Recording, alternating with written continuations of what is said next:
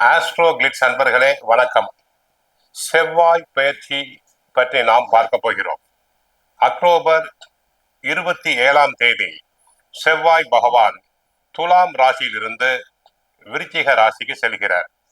December 5 வரை அவர் விருச்சிக ராசியில் இருப்பார். குருவின் பார்வையை அவர் பெறுகிறார். இந்த நேரத்தில் 27 கிரக நிலைகள். குரு பகவான் கடக ராசியில் வக்கரம் அடைந்திருக்கிறார். சிம்ம ராசியில் கேது பகவான் சஞ்சாரம் செய்கிறார்.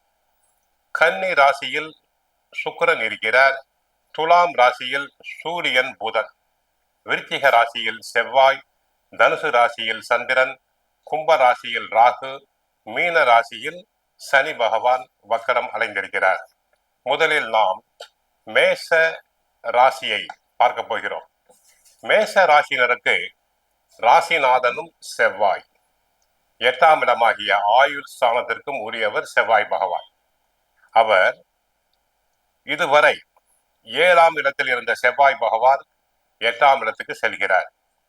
குருவின் பார்வையில் வருவதால் குரு மங்கள யோகம் உண்டாகும். தடங்கலான சுபகாரியங்கள் தாராளமாக நடைபெறும்.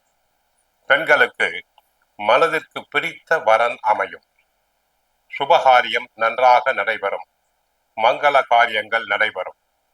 உத்தியோகத்தில் நல்ல பெயர் உண்டாகும். உழைப்பும் அதிகம். மற்றவர்களுடைய வேலையை தாங்கள் சேர்த்து செய்ய வேண்டி இருக்கும். ஆகவே அதிகாரிகளுடைய புகழ் பாராட்டுதல்கள் தங்களுக்கு கிடைக்கும். புண்ணியம் கிடைக்கும். மற்றவர்களுடைய வேலையை சேர்த்து செய்வதால் புண்ணியம் கிடைக்கும். உழைப்பு அதிகம். ஆகவே உடலில் அசதி சோர்வு வந்து விலகலாம். விவசாயத்தில் விளைச்சல் பரவாயில்லை. இதுவரை விளைச்சல் சாதாரணமாக இருந்து கையை கடித்தது, கடன் தொல்லைகள் ஏற்பட்டது, அனைத்தும் மறையும். விளைச்சல் பரவாயில்லை. போதுமான அளவுக்கு தண்ணீர் வசதி உண்டாகும். விதைகள், உரங்கள் மற்றும் மருந்துகள், விவசாயத்துக்கு தேவையான பொருட்கள் அனைத்தும் கிடைக்கும். ரியல் எஸ்டேட் துறையில் தாங்கள் வெற்றி பெறலாம்.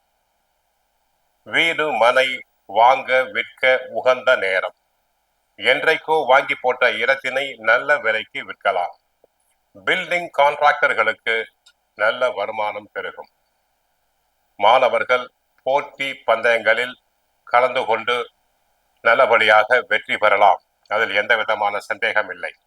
ஆக செவ்வாய் பகவான் தங்களுக்கு 8ஆம் இடத்திற்கு சென்றால் கூட உடல் நோய்கள் குறைகிறது. குருவின் பார்வை ஏற்படுவதால், ராசிநாதனே குருவின் பார்வை பெறுவதால் ஓரளவு நன்மைகள் அதிகரிக்கும். விவசாயம் நன்றாக இருக்கும். விளைச்சல் அமோகமாகும். தடங்கலான சுபகாரியங்கள் நடைபெறும். உத்தியோகத்தில் புகழ் பெறுவீர். புண்ணியம் கிடைக்கும். பழைய கடன்கள் அடைபடும். கோவிலுக்கு சென்றால் முருகப்பெருமானை வழிபடுங்கள். கந்த சஷ்டி பாராயணம் செய்யுங்கள். வாழ்க வளமுடன். மங்களம் உண்டாகட்டும்.